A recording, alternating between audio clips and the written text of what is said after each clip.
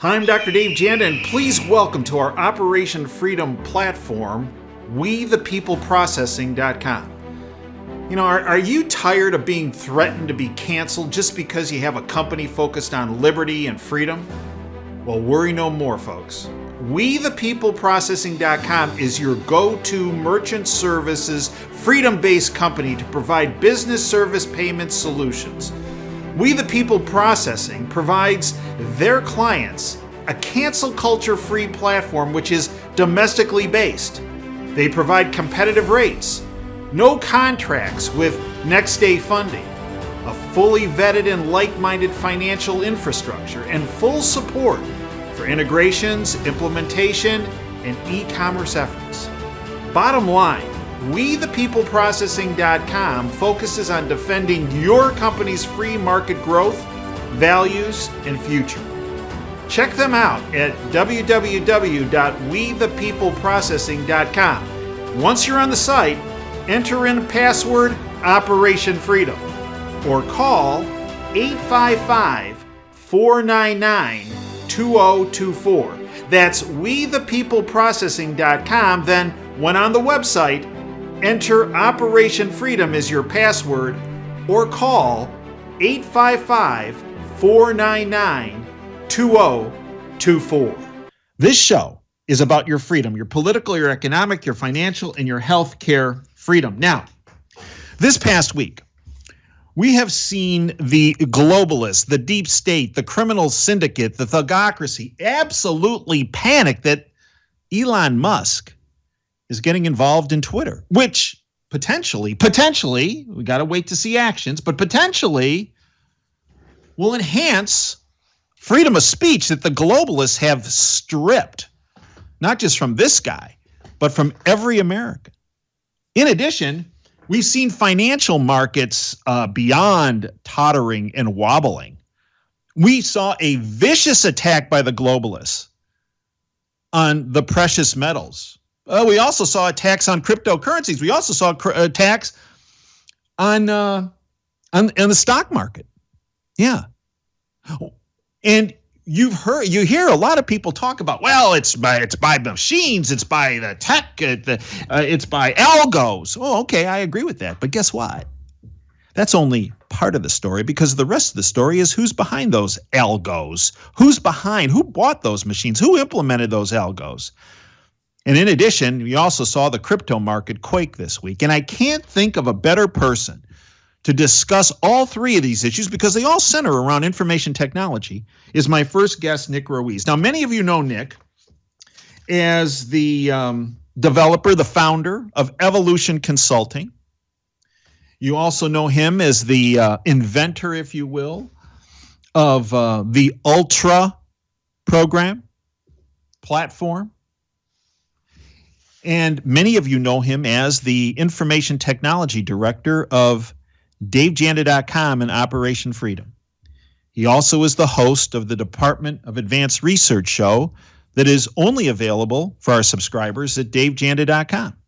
It's my honor to welcome back my friend, Nick Ruiz. Nick, welcome back to the Operation Freedom show and platform. Hey, Doc, thanks for having me back on. Hey, Nick, we're in typical Nick fashion. You are going to jam 45 minutes of information into 18 minutes. So here we go, Nick. Let's hit Algos first, because I believe this discussion of Algos has been superficial and doesn't get into the heart of the matter of really what they're really all about and who's behind them. So, Nick, educate our listeners on Algos. When they hear Algos, oh, the machines are manipulative. Oh, the machines have caused this downstroke in the market. Educate our listeners about Algos.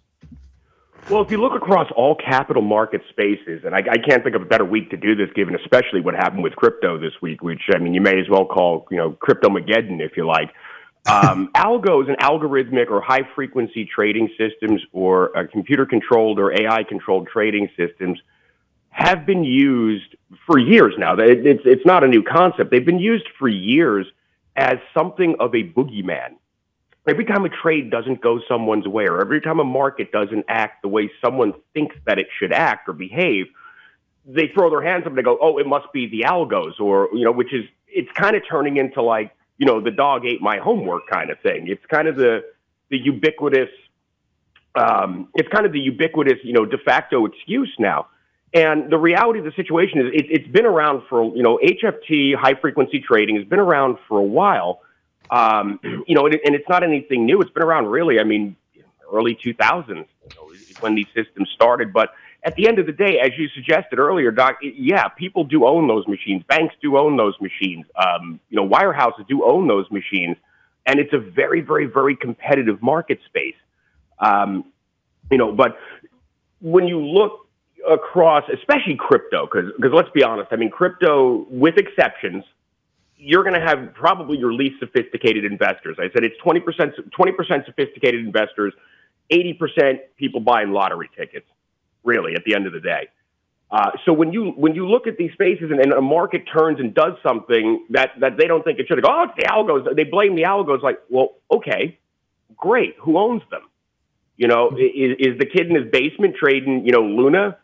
Does he have an algo, or is it BlackRock, Citadel, Wells Fargo, their crypto trading desk? So, real quick, just to clarify regarding algos, and it's a lot of people use the term and not fully even understand what they are. So, as an example, I'm just going to be really elementary about this. When you put an order in that says buy XYZ stock at $50 a share, that's not an algo. That's an instruction. It's a script. Mm-hmm.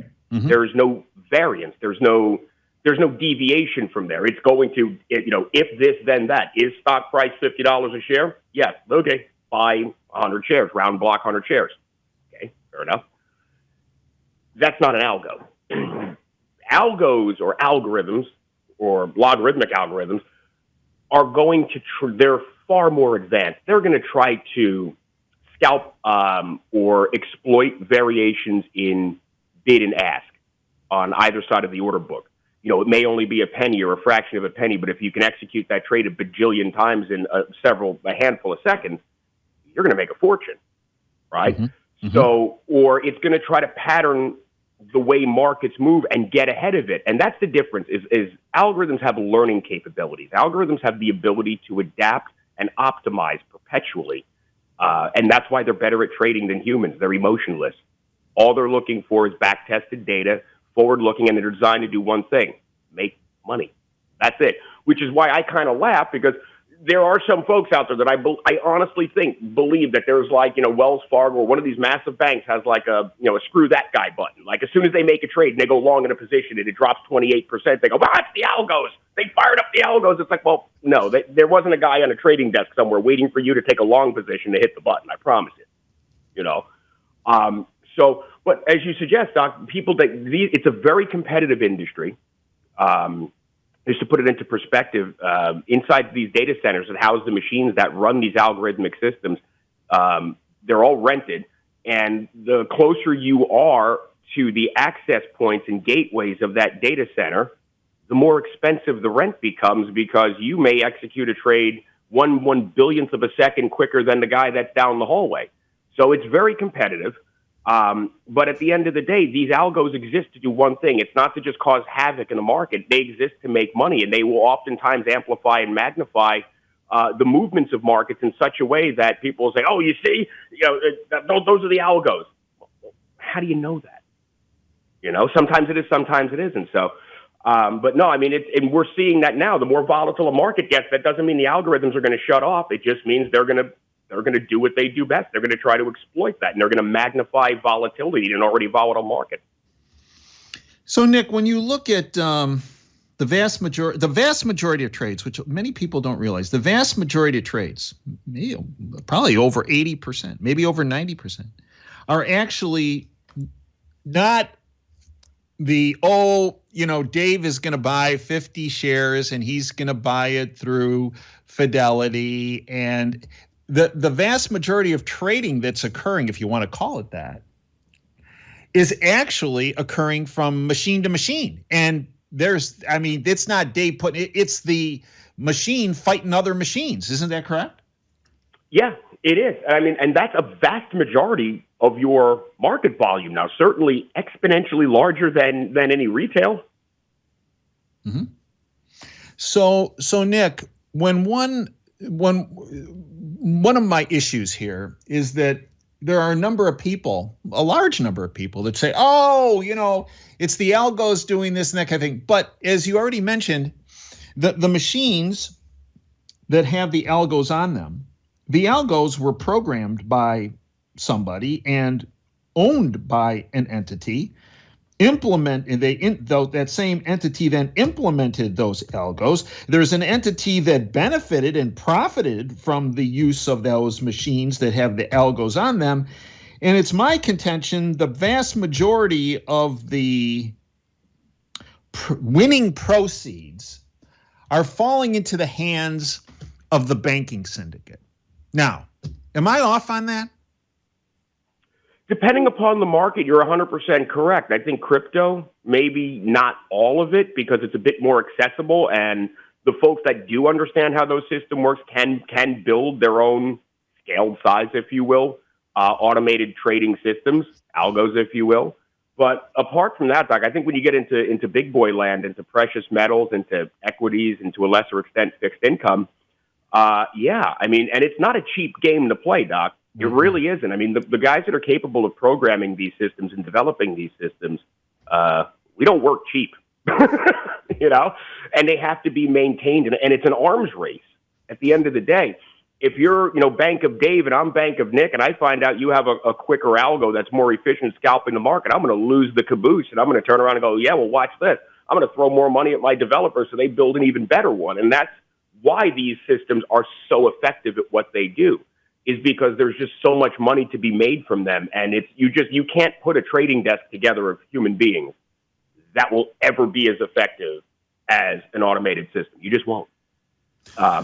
So in terms of, who owns them, I mean, they're paying a lot of money, they're making a lot of money, but the byproduct of it is you're magnifying and oftentimes destabilizing capital markets with these systems to the point where it's a snowball effect. And I know that sounds super cliche, but you see a lot of these big, massive market movements, and it's certainly if you watch, a 1 minute chart or a 30-second chart, you can watch the movements and the orders going off, and you're going, there's no way, that humans are doing that. So I just don't like the idea that, I mean, look, we have to live with them. They're there. It's kind of like splitting the atom with Oppenheimer. You're not going to uninvent high-frequency trading because it already makes too much money. Mm-hmm. It's something you have to learn to live with, but it's also not the be-all, end-all excuse for every trade that doesn't go your way. So I mentioned early on about Elon Musk. Just as high-frequency trading has been a disruptive, if you will, technology as it relates to what I believe should be fair and free markets, Elon Musk is in and of himself a disruptive technology, in a sense that right now we have his involvement not just in Tesla, not just in SpaceX, but actually also now in Twitter. Now, Nick, Elon Musk's involvement with Twitter actually brought an issue forward that you have been way ahead of the curve for at least 4 years, discussing about how there was a culture change afoot in Silicon Valley, and you've been saying that for at least 4 years. You have gotten so much grief from people because you said, no, all is not what it seems. Educate our listeners about Elon Musk, Twitter, and him being a disruptive chaos machine himself. Well, there's no question. I mean, he's an agent of chaos, and he loves what he does for a living. And I've said kind of tongue-in-cheek, I said, he's what happens when you give me or any one of my friends that I either work with, programmers, developers, gamers, you give us $1 trillion, that's what you get. He is the real deal. He's legit. And he is the voice of, I would say, a significant, not a mass, but a significant and very relevant, very talented component of Silicon Valley. The guys that actually build, do, make, engineer, improve, and actually execute the ideas that a lot of other people have. He's the voice of a lot of those people, if not all of them, and it's not what you think it is. I've gotten immense grief, Doc. You said it for 4 or 5 years now. I've gotten immense grief for saying, look, I mean, I know Silicon Valley and big tech and tech in general has this the stigma that surrounds it, that it's all super far left-leaning, happy, shiny people type stuff. And I promise you, having been a part of that culture for a significant amount of time, it's not. That's a very small vocal minority, right? So Elon is the voice of kind of I put it tongue in cheek, but he's sort of the smartest kid in the room that's just had enough of the lunacy on both sides. So one of the things I will say is you have a lot of conservative folks jumping up and down and saying, oh, he's a constitutional patriot and he's going to bring us back to great. No, he's not. Not a chance. He's the voice of something new. He's the voice of indifferent rationality, which is there's been enough mayhem in the classroom in terms of left versus right, especially in a tech space where a lot of these platforms are being forced, or are of their own volition, I should say, playing the arbiters of truth, which is a little Orwellian, which is one of the references that he made. He's the smartest kid in the room that finally just had enough and said, you know what? I can remember, the internet back before all the censorship. I can remember the internet, in the days of, GeoCities and MySpace and like the early day when it really was the Wild West, Doc. Nobody cared about anybody's feelings on, the original BBS platforms. It was great. But he's something new. He's kind of the I've had enough of both sides voice. And I've been saying this for years, Doc, on this show and others, but mostly on this show, which is there's going to come a point where somebody's going to stand up and they're just going to go, you know what? Enough is enough. You're all insane, right? And something needs to be done about it. He just happens to be the first one, and he's vocal about it, and he's good at it. When it comes to trolling people, he just is. It's one of the many talents that he has. But he speaks for, it's not him that should terrify the far left or the far right or whatever. It's who he speaks for. There's a lot more folks with that worldview in Silicon Valley, amongst other places, and in technology where, like I said, you hang out with my friends, I promise you, it's not a woke agenda, but it's also not the super far right. He's the voice of the nerds, for lack of a more polite way of putting it. And it is a little bit of cognitive indifference because you're just looking at both sides becoming increasingly more ridiculous and insane in their worldviews. And it's like, okay, somebody's got to say something. And it was just, it's him that stepped up and did it. Well, a good example of that, Nick, is a tweet that he did yesterday that you sent me. And here's what he said. Elon Musk. Quote, whoever thought owning the libs would be cheap never tried to acquire a social media company, end quote. Right. I mean, and with that one tweet, he raised hell. Oh, yeah. I mean, people went psychotic. Think about that. That guy whipped his phone out and within 18 seconds caused mayhem. I have a profound respect for that. I really do. He caused absolute chaos. And you know what? It's a little tongue-in-cheek, and it's him just being him. He's going to troll both sides. He's going to create, it's the kid that got bored in class, and now it's time for the class clown to start having fun with people. He might be a straight A student, but he's bored. Well, and here's the thing, Nick, and this is really important, and this is something you educated me on. Many people see Elon Musk as a one-man band, that this is just Elon Musk. Educate our listeners. Elon Musk is surrounded by a large number of brilliant people, of which he's, if you will, on point. But there are a lot of brilliant people that have a similar mindset as Elon Musk. And Elon Musk is not a one-man band. Educate our listeners. No, he's not. And he's the first to admit it. When you talk about his space program, he will tell you he may not know how every widget works. I mean, and it's not for lack of trying, but these systems are super complex. So he'll tell you, these are the smartest guys in the room here. I just put them together and do my best to understand what they're doing. When it comes to Twitter, he's not acting alone. He is not personally going in there and doing security audits and InfoSec stuff. He has surrounded himself with some really, really, really, truly, almost indescribably brilliant people who are wildly talented. And he's got something that some other folks in Silicon Valley don't have. And it's not something that you can buy, and that's called respect. He has the respect of some wildly talented technologists because they understand that he is, look, you don't have to like the guy, but what you see is what you get, number one.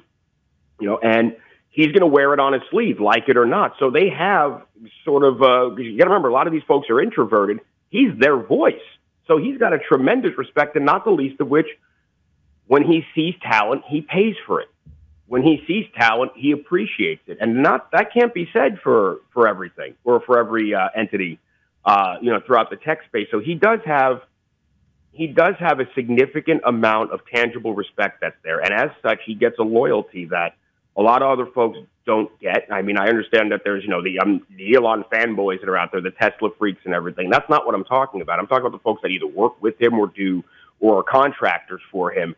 And from what I understand from the folks that I work with and know and they're all through the wonderful land of tech, is that he's not a bad guy to work for. He's demanding, but he's also brilliant. He's not a bad guy to work for. So I think there's a loyalty there, that extends beyond what you would see in a conventional environment, and it's a healthy one.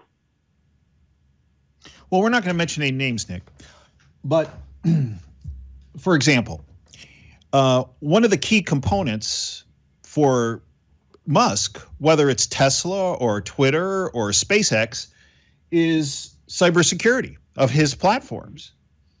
And we're not going to mention names, but would you agree that some of the people that he has brought on for cybersecurity are some of the most brilliant and influential people in security and have a background that is second to none? All day, and they want to be there. That's a statement unto itself. The kind of folks that he's bringing on, either from InfoSec or infrastructure, these are really, really, really talented minds that, amazingly, Doc, oftentimes do not work and play well with others. I know you may find that hard to believe. They don't work and play well with others because they know they're the smartest guy in the room, right? So the folks that he's bringing in are that caliber. They're names that you may not know, or some of the audience may not know, or people outside of the industry may not know. But within the tech space, they're names where you hear it and you go, wait, seriously? So at the end of the day, it's him and his philosophy, which is neither conservative nor left-leaning in any way.